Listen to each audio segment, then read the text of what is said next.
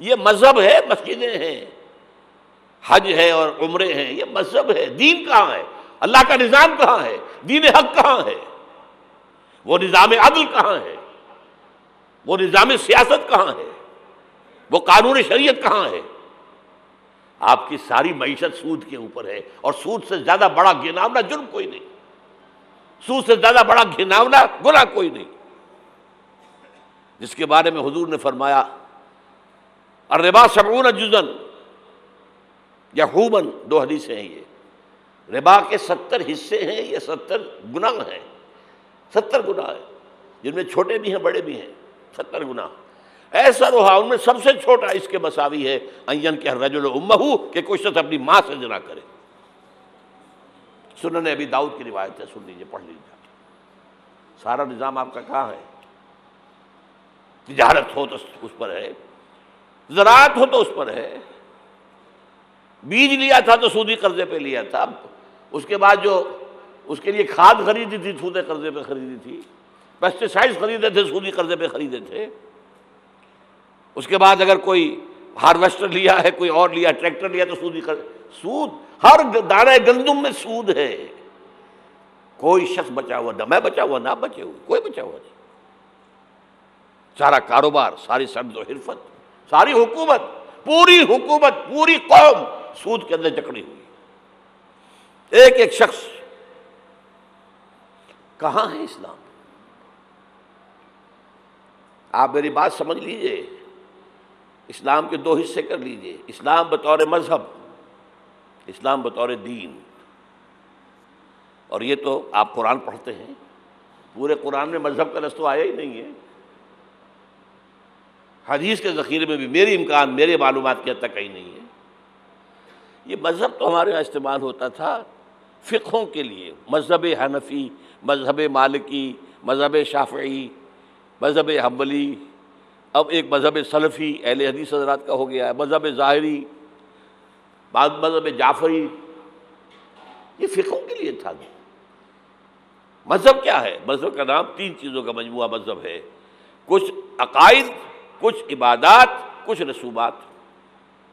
بچہ پیدا ہوگا تو کیا کریں گے؟ عقیقہ کریں گے۔ کوئی فوت ہوگا تو کیا کریں گے؟ جنازہ پڑھائیں گے، کفن دفن کریں گے۔ شادی ہوگی تو کیا کریں گے؟ ایجاب و قبول ہوگا، ولیمہ ہوگا۔ یہ رسومات ہیں۔ دین یہ نہیں ہے، دین ہے اللہ کا دین، اللہ کا نظام، اللہ کا قانون۔ وَمَن لَّمْ يَحْكُم بِمَا أَنزَلَ اللَّهُ فَأُولَٰئِكَ هُمُ الْكَافِرُونَ، جو اللہ کی اتاری ہوئی شریعت کے مطابق فیصلے نہ کرے وہی تو کافر ہیں۔ میں اور آپ کون ہیں؟ برا نہ مانیے، فیس دی فیکٹس۔ اور یہ فتویٰ کس کا ہے؟ اللہ کا ہے۔ وَمَن لَّمْ يَحْكُم بِمَا أَنزَلَ اللَّهُ فَأُولَٰئِكَ هُمُ الْكَافِرُونَ وَمَن لَّمْ يَحْكُم بِمَا أَنزَلَ اللَّهُ فَأُولَٰئِكَ هُمُ الظَّالِمُونَ وَمَن لَّمْ يَحْكُم بِمَا أَنزَلَ اللَّهُ فَأُولَٰئِكَ هُمُ الْفَاسِقُونَ۔ 3 فتوے ہیں اس مفتی اعظم کے، جو ہماری اتاری ہوئی شریعت کے مطابق فیصلے نہیں کرتے وہی تو کافر ہیں، وہی تو مشرک ہیں، وہی تو فاسق ناہنجار ہیں، باغی۔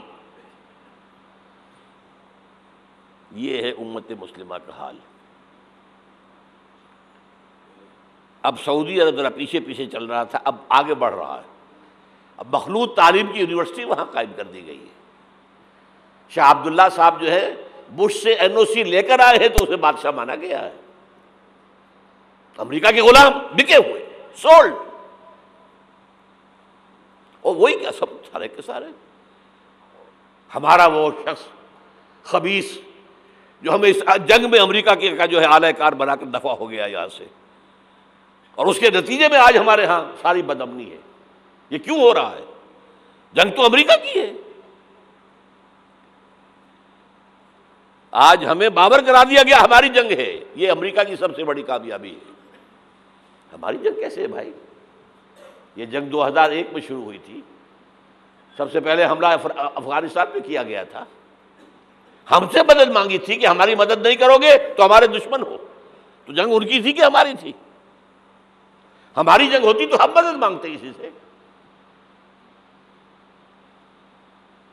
نہ کوئی جرم ثابت تھا، اسامہ کا نہ کوئی جرم ثابت تھا، طالبان کا جرم ایک ہی ہوا تھا کہ کچھ شریعت محمدی نمایاں ہو رہی تھی، اس کی برکات کا ظہور ہو رہا تھا۔ 90% عراق کے اندر امن قائم ہو گیا۔ یہ بات کہی اقبال نے 1936 میں، ان کی آخری نظموں میں سے ہے ابلیس کی وجہ سے شورا۔ اس میں ابلیس کہتا ہے کہ نہ مجھے جمہوریت سے کوئی ڈر ہے، میرا اپنا بنایا ہوا نظام ہے، وہی شیطانی نظام ہے۔ یہ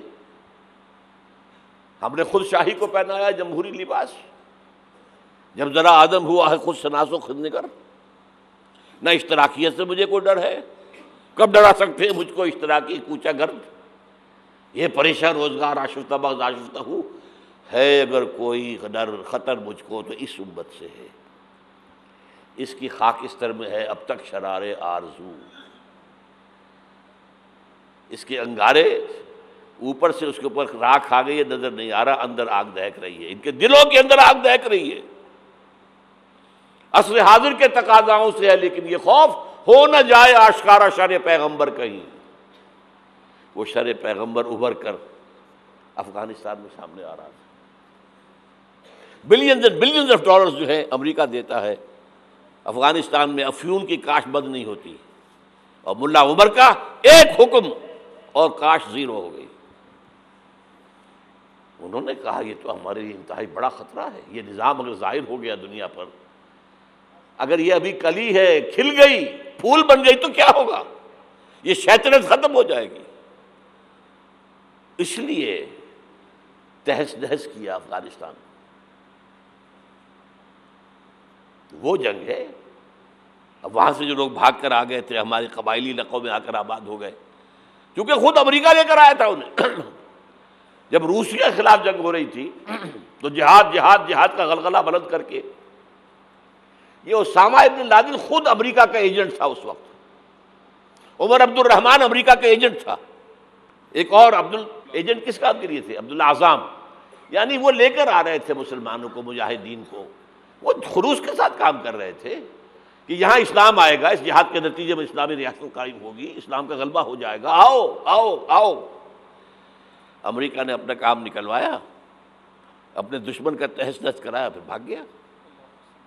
اور اب ان کے خلاف، اور ہمارے لوگوں نے پکڑ پکڑ کر لوگ دیے ہیں، پیسے کمائے ہیں، ارب ارب ڈالر لیے ہیں، ایک ایک کی سر کی قیمت کہاں گئی؟ وہ جو آئی تھی کہاں گئی؟ وہ واپس امریکی بینکوں میں پہنچ چکی ہوئی۔ یہ طوفان ہے اس وقت جو ہمارے سر پر کھڑا ہے۔ جو میں نے کیا بات کہی ہے نوٹ کر لیجئے، ہم بحیثیت مجموعی اللہ کے مجرم ہیں، باغی ہیں۔ کیوں؟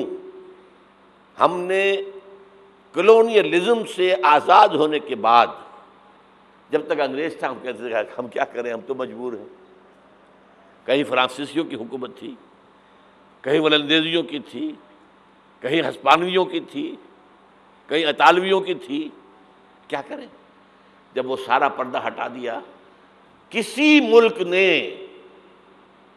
قرآن کو اپنا امام نہیں بنایا، اللہ کی طرف رخ نہیں کیا، کسی نے رخ کیا ماسکو کی طرف، جمال عبد الناصر ہو یا وہ جو شام کا ہوتا تھا حافظ الاسد، ان کا کدھر تھا قبلہ؟ ماسکو، اور یا باقی سب کا واشنگٹن۔